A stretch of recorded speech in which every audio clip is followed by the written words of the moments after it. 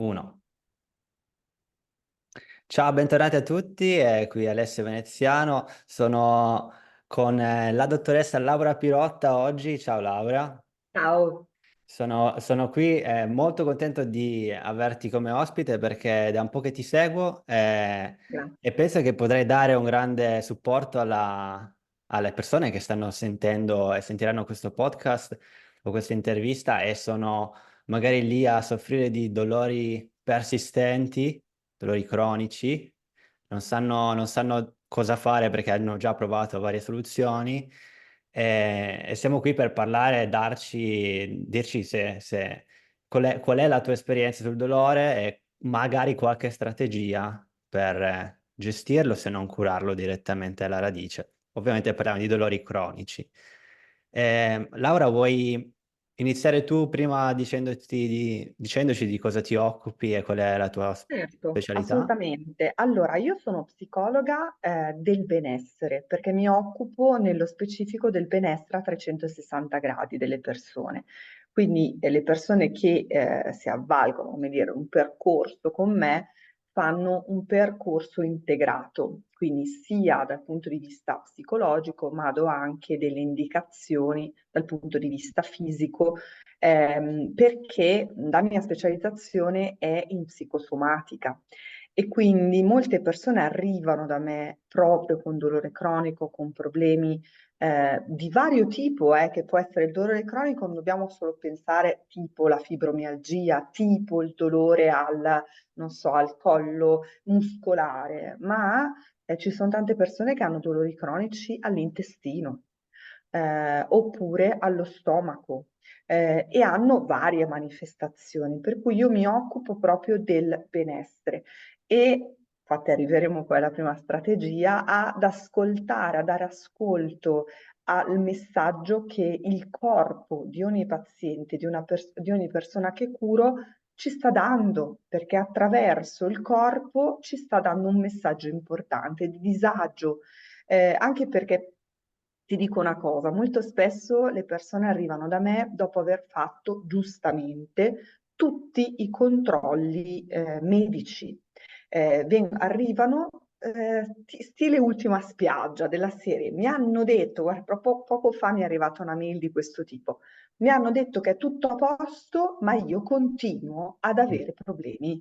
Io continuo ad avere dolore, io continuo a non star bene. Eppure mi hanno detto che non ho niente dal punto di vista organico. Ecco, molto spesso succede così, ma anche pa- passo, non so, dal dermatologo al gastroenterologo al fisiatra, cioè tanti medici di ovviamente specializzazioni diverse che giustamente loro fanno il loro lavoro, verificano che non ci sia un problema organico, quindi forme tumorali piuttosto che, non so, iperacidità dello stomaco o i diverticoli nell'intestino, ma poi ti dicono, vabbè, tutto a posto. Cioè, per me, qua finisce. E il punto è che quel fisico che non sta bene ci sta mandando un messaggio ed è un messaggio che molto spesso noi non vogliamo ascoltare. Che magari arriva da tantissimo tempo questo messaggio. Esatto, esatto, perché anche nel mio libro Come combattere lo stress, che è stato il mio primo libro scritto e pubblicato nel 2019, io lo sottolineo, cioè noi stiamo, il mio metodo è un metodo a tre sfere, no? Psico, soma e ambientale, quindi c'è la psiche e dobbiamo assolutamente dare ascolto alla psiche, ma c'è anche un soma che ci parla, un corpo che ci parla.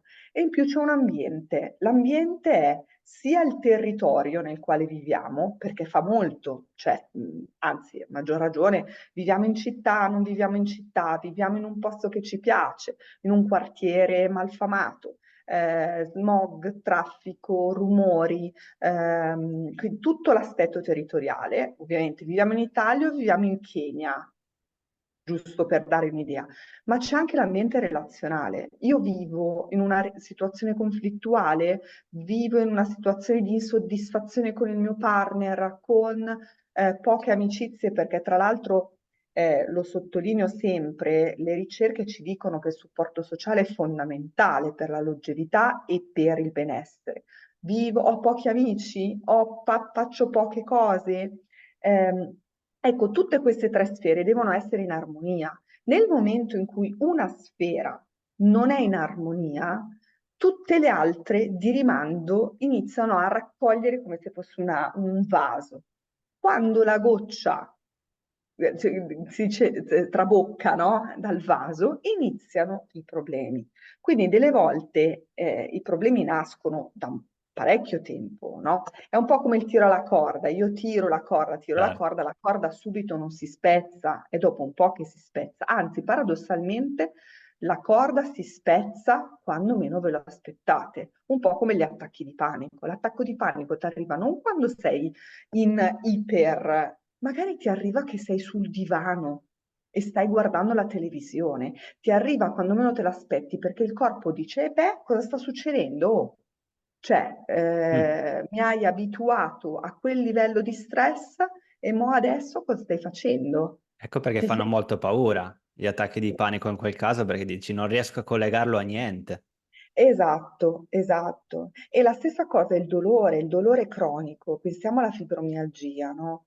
Ma vale veramente per tanti altri tipi di dolore. Pensa anche al mal di testa, gente che è costantemente col mal di testa, che vive, Sì, convive, ti dice addirittura, perché poi le parole sono importanti, dice io convivo col mio mal di testa.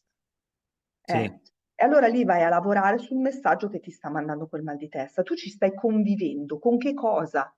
Qual è il correlato psicosomatico del mal di testa? Perché è diverso rispetto all'intestino. Il mal di testa è nella parte psicosomatica del pensiero, della ruminazione, dell'ossessione. C'è anche l'ossessività nell'intestino, ma sono un po' diversi. E Mm. quel dolore lì, perché te lo stai portando dietro? Avrai un senso di colpa? Ti stai punendo per qualcosa? Stai pensando troppo. Poi ogni paziente ha un suo mondo, non è che per forza, ah, mi hanno detto che la psicosomatica dice che il mal di testa è per i pensieri ricorrenti, allora sicuramente è per i pensieri ricorrenti. Non Può è essere anche no. necessariamente detto, potrebbe anche essere che sia un solo pensiero oppure una cosa che, ecco, pensa alle, noi italiani siamo bravissimi, alle espressioni italiane che noi usiamo. Non me lo levo dalla testa, quella situazione non la digerisco, oppure non la mando giù, ho un groppo in gola. mm? Non riesco ad avere la forza, allora lì c'è una questione muscolare e articolare, non riesco ad avere la forza per andare avanti. Vedi che sono, a livello linguistico, ci dicono, ci svelano tante cose Certo. della persona, no? Quindi diciamo che la prima cosa, vado subito sulla prima strategia, se Sì, sei perché d'accordo. esatto, stavamo parlando appunto di strategie. Ora tu ne avrai scelte tre, per semplificare, ovviamente, mettere tutte insomma impacchettate per ricordarcele. Ehm, Però magari insomma ci sono varie sfaccettature, non è che si possono Certo. parlare di tutte, ma in queste tre sono sicuro che andiamo a centrare quei fattori che ci hai detto prima, no? Quei corpo, mente, ambiente. Ok? Assolutamente sì, e una delle, allora la prima strategia che vogliamo proporre, insomma, alle persone che ci guarderanno nel video è proprio una strategia di accoglienza del messaggio, cioè il fatto di accogliere e non combattere quello che ci sta arrivando. Diciamo che la strategia è una strategia molto orientaleggiante, nel senso che è abbastanza tipico delle religioni orientali, non penso soltanto al buddismo, ma anche all'induismo, penso al taoismo, insomma, hanno sempre avuto questa tendenza a valorizzare quello che arriva, per quello che arriva. Noi invece occidentali abbiamo, adesso un po' si sta modificando anche sul tema delle malattie oncologiche. Abbiamo avuto in passato, e ancora abbastanza c'è ancora lavoro a fare, una verbalizzazione del dolore come da combattere, la sfida. Guarda, anche solo magari c'è una persona famosa che muore di un tumore piuttosto che altri problemi, ha perso la sua sfida contro il cancro. Già questo a livello linguistico ci dice molto come Veramente. noi approcciamo alla malattia e al dolore. Il dolore nel mondo occidentale è medicalizzato, è nascosto, è ospedalizzato.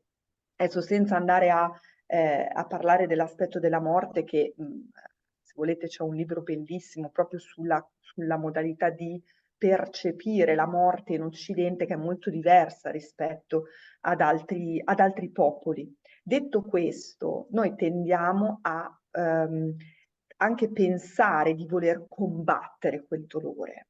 Il punto è che se noi combattiamo quel dolore non lo stiamo accogliendo, non gli stiamo aprendo la porta. È un po' come se io adesso qua dietro c'ho una porta, il dolore sta bussando alla porta e io mi metto dentro, barricata dentro e lo scaccio. Ma il dolore è lì per mandarci un messaggio e dobbiamo ascoltarlo. È nel momento in cui noi ci lasciamo andare al dolore, anche quello più terribile, che lui apre la porta, comunque gliela apriamo noi, e ci dice qualcosa.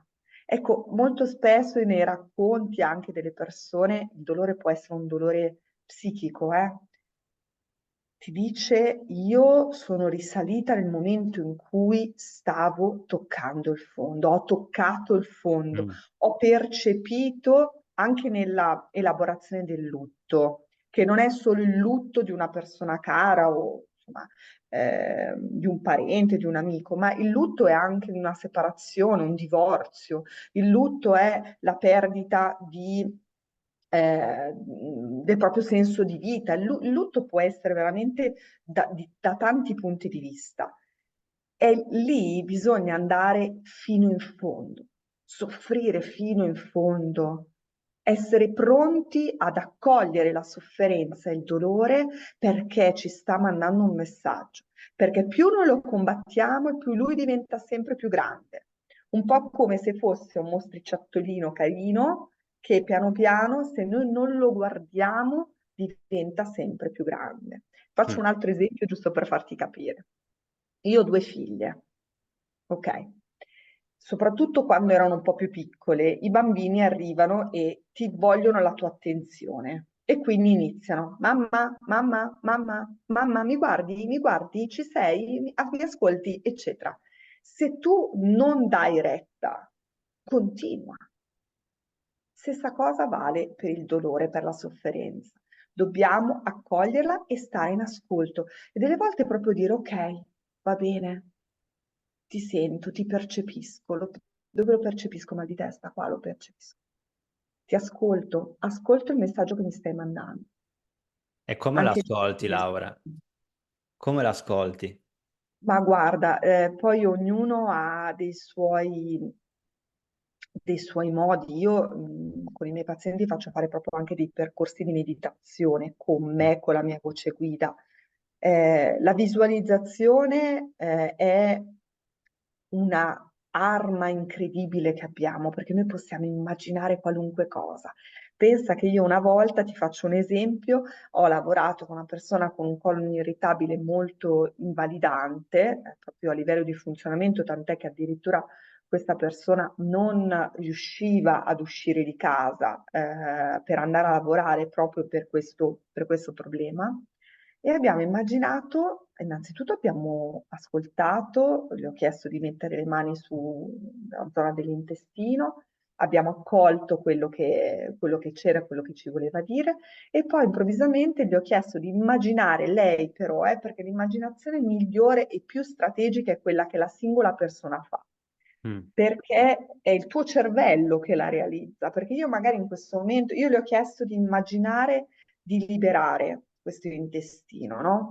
E lei si è immaginata che delle farfalle leggere, perché lei sentiva una pesantezza molto, molto importante sull'intestino, che delle farfalle molto leggere volavano via. E lei le ringraziava, sorrideva, era molto contenta. Se io le avessi proposto la mia visualizzazione, magari le avrei proposto un'altra cosa. Invece è utile che ognuno di voi faccia questo tipo di lavoro con la sua Mm, fantasia, con la sua creatività. Certo, poi ovviamente avvalendosi di un professionista hai, come dire, il percorso una guida. avviato, però uno lo può fare anche da solo, cioè l'accoglienza del dolore lo puoi fare anche da solo, assolutamente. Quindi abbiamo Quindi parlato questo. di sentire, di visualizzare. Ci sono altre cose che in questo momento pensi siano utili nel primo step, no? Vabbè, il primo step forse innanzitutto è quello di educarsi, che l'educazione, il fatto di capire che non è nulla di grave, no?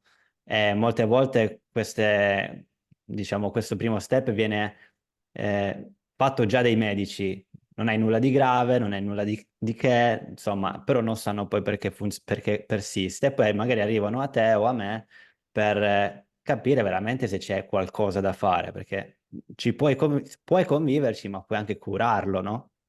Quindi sentirlo, accoglierlo, visualizzare questo dolore come se dovesse veramente svanire o comunque andare via, però senza combatterlo.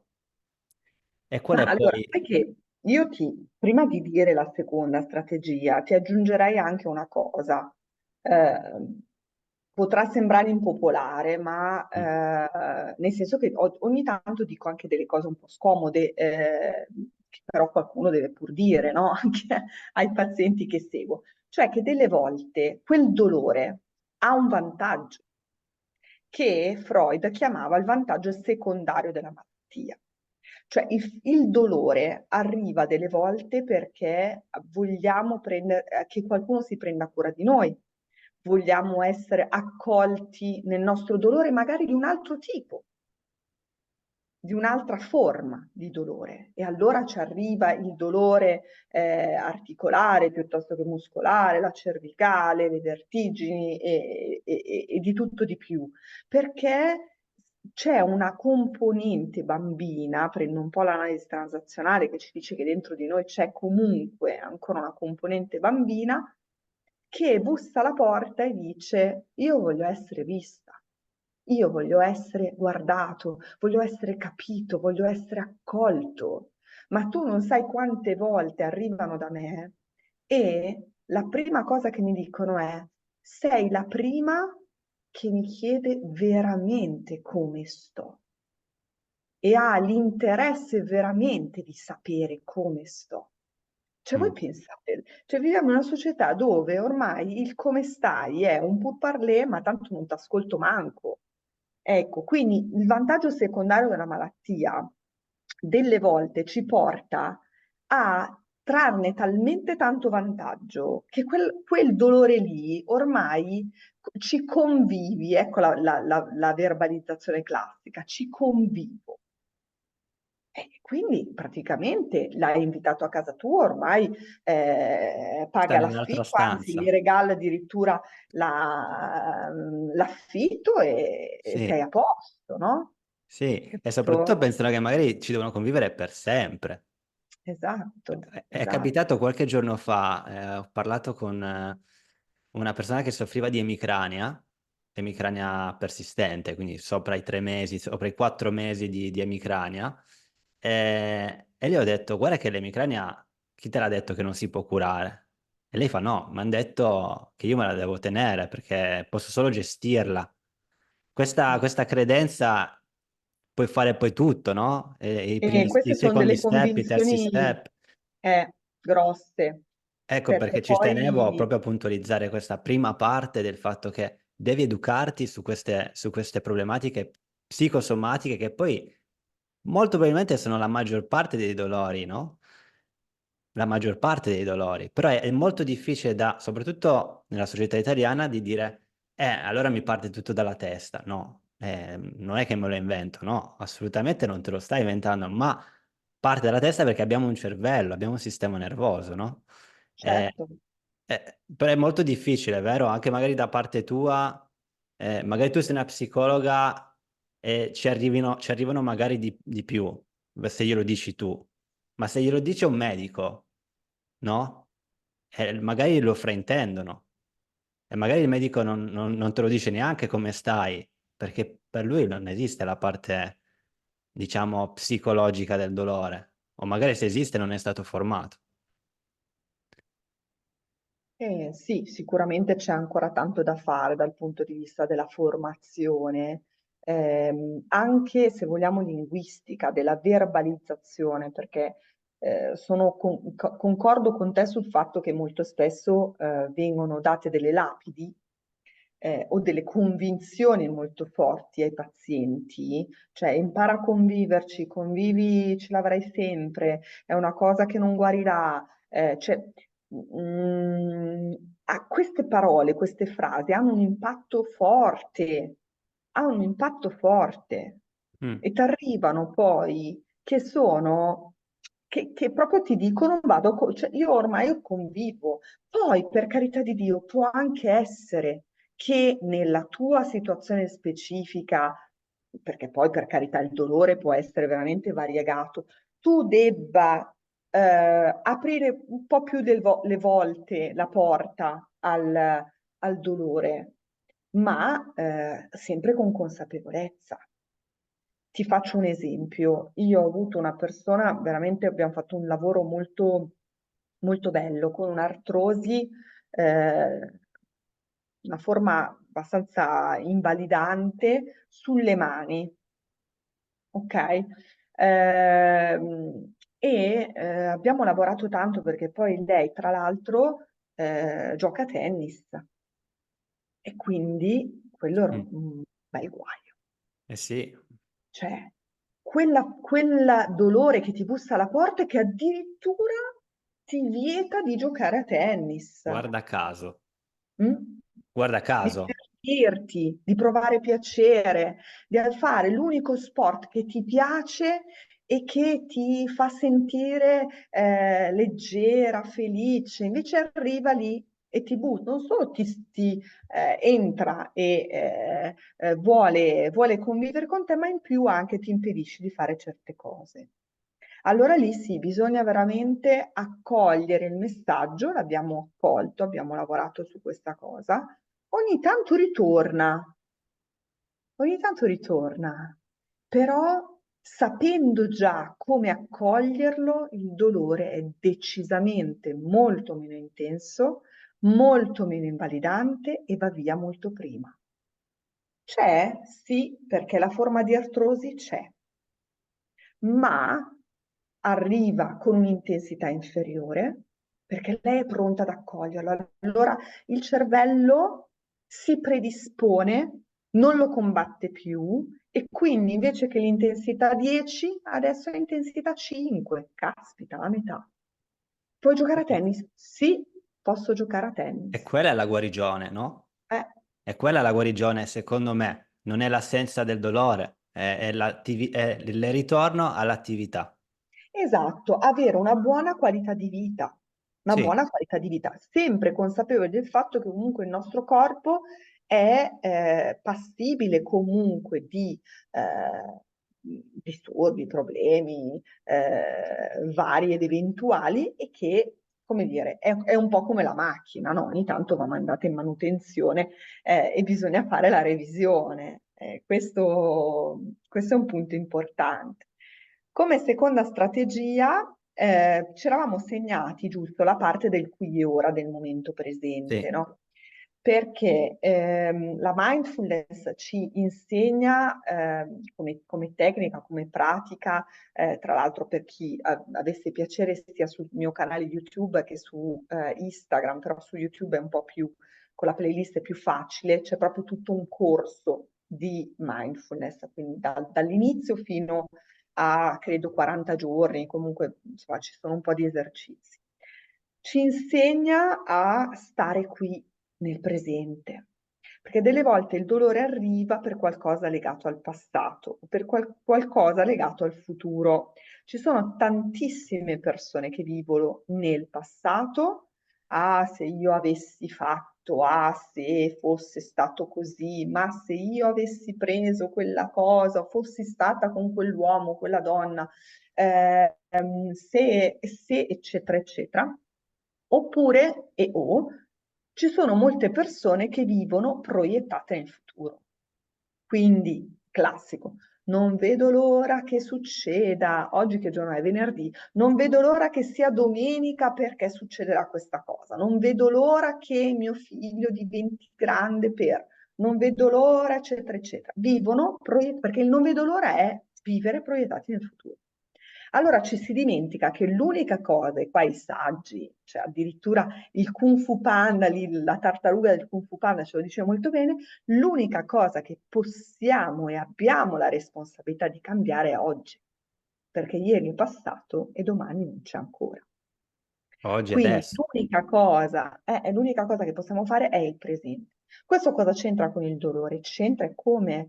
Perché il dolore ce l'hai oggi, ma potrebbe essere un dolore ancorato al passato o un dolore ancorato a un futuro che non sai.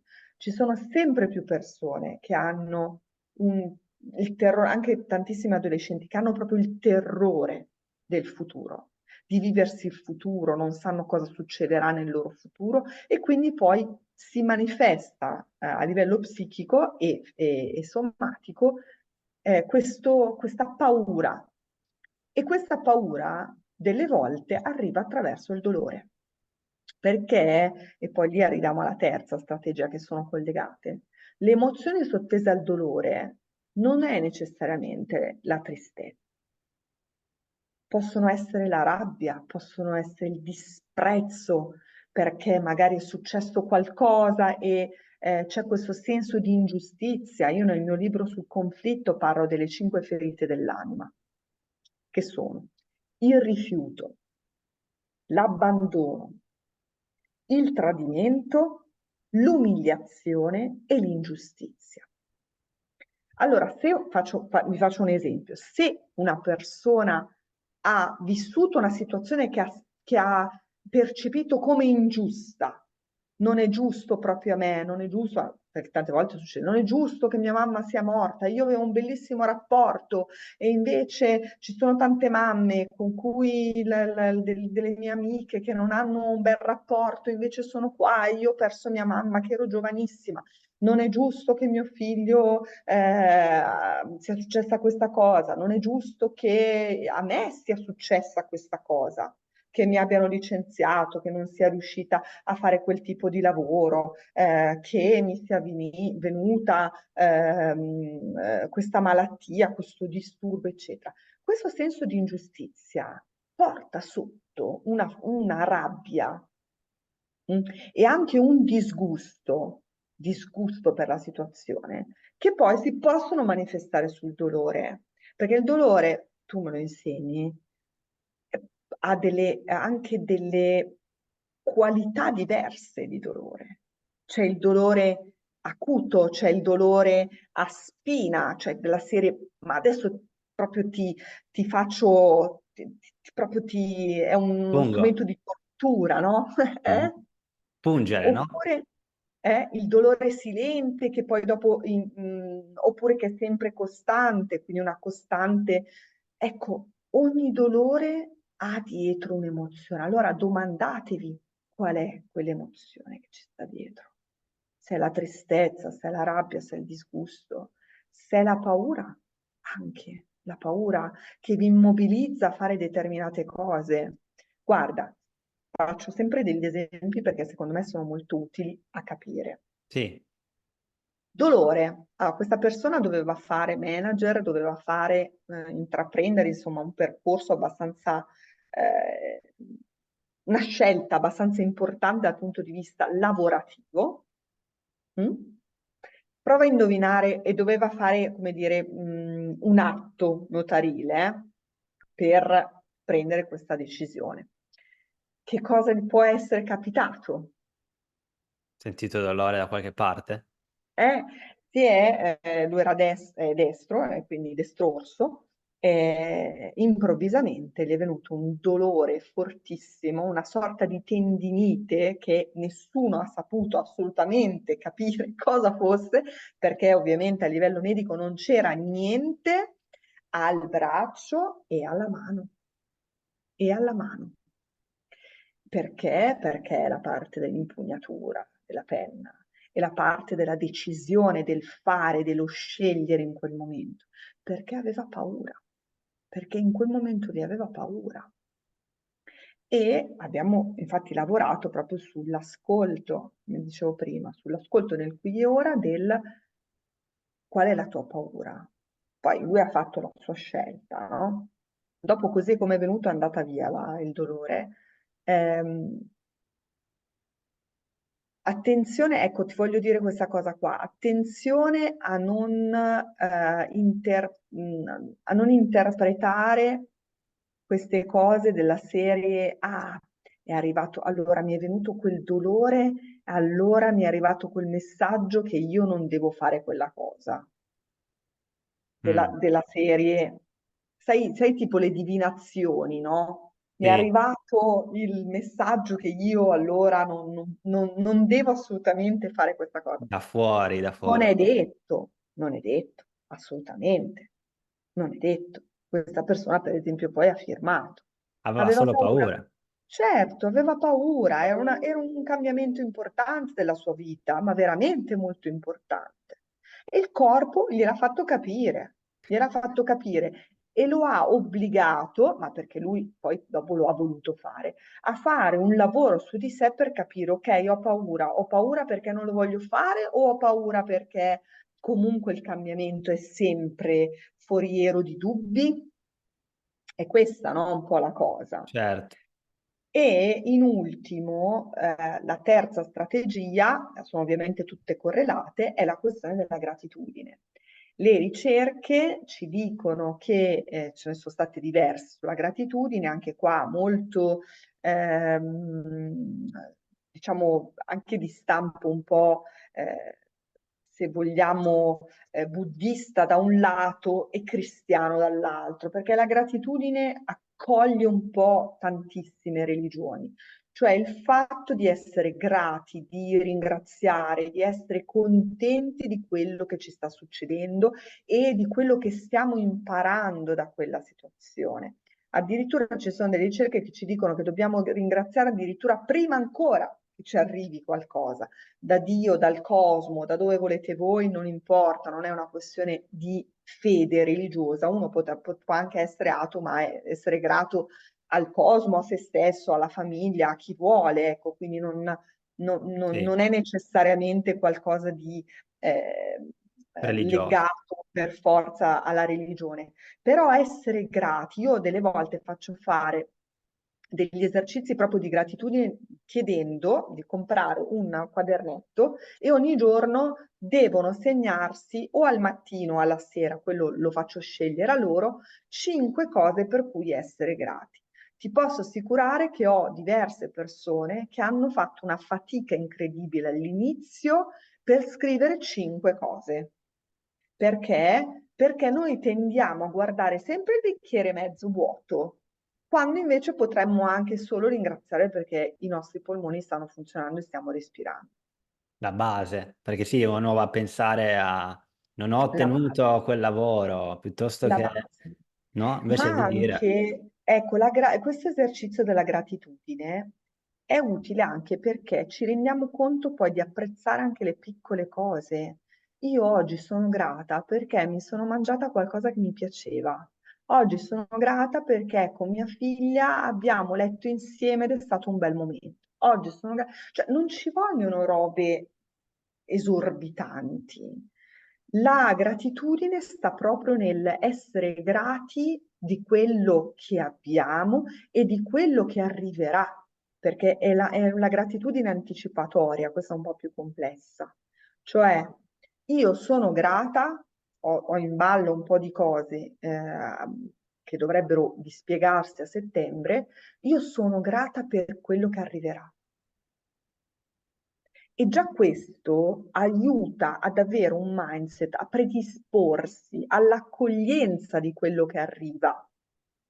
Questo non vuol dire vabbè, o quel che, cioè, a qualcuno potrebbe dire, vabbè, però così è essere un po' remissivo o diciamo non lottare per ottenere. No, certo che io non lotto, ma faccio il mio meglio per raggiungere gli obiettivi che mi sono prefissata, E poi che te è lo diverso. prevevi, però lo prevedi anche, il fatto di una previsione nel positivo, comunque ti aiuta comunque ad andare avanti, no?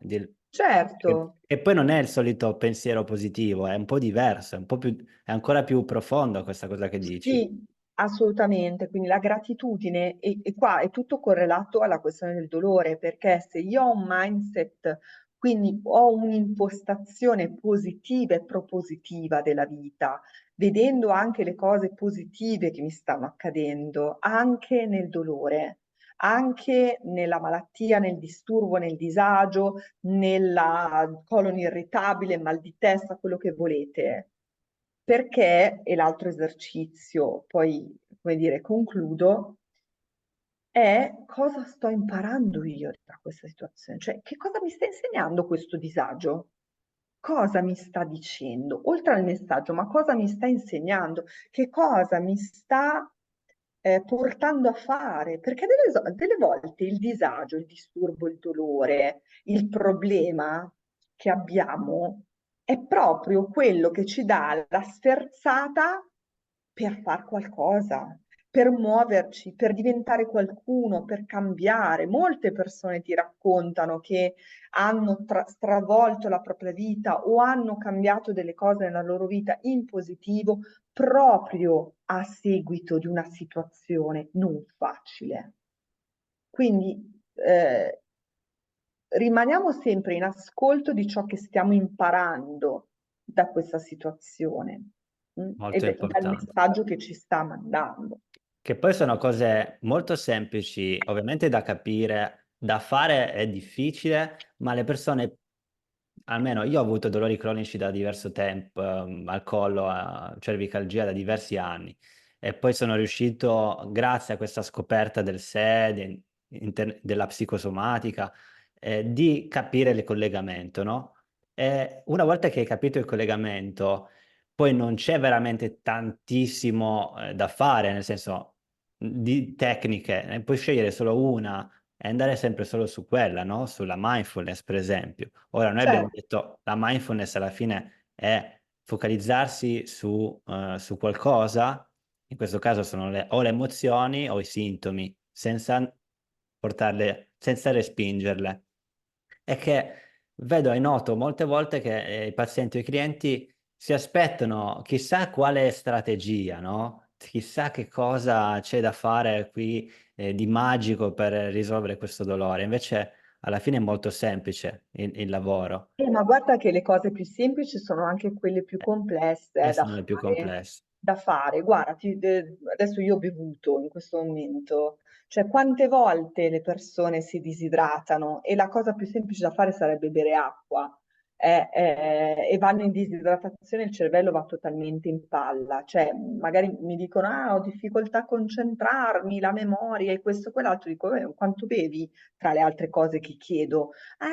In effetti non bevo tanto. Quanto? Mezza bottiglietta d'acqua in una Mhm. giornata. Eh, allora, e quando arrivi a dirgli devi bere, adesso ti dico quanto devi bere, come minimo. È una cosa semplice, sì, però molto spesso noi cadiamo proprio sulle cose semplici Che poi e sulle cose che diamo per scontato. è Che una diamo per domanda un po' scontato. a trabocchetto questo fatto del quanto bere, nel senso che da quella domanda, al di là di quanto beve uno, 1 litro, 2 litri, 3 litri, il fatto che magari a volte non se lo ricorda neanche e non sa neanche quanto beve perché non è nella mindfulness, perché la mindfulness si può fare anche quando tu non Certo, sei a assolutamente, fare nella quella pratica, consapevolezza. Ma nella infatti, guarda, io ti consapevolezza. chiudo qui dicendo che secondo me questo è il grande insegnamento di vita che a me ha veramente fatto svoltare.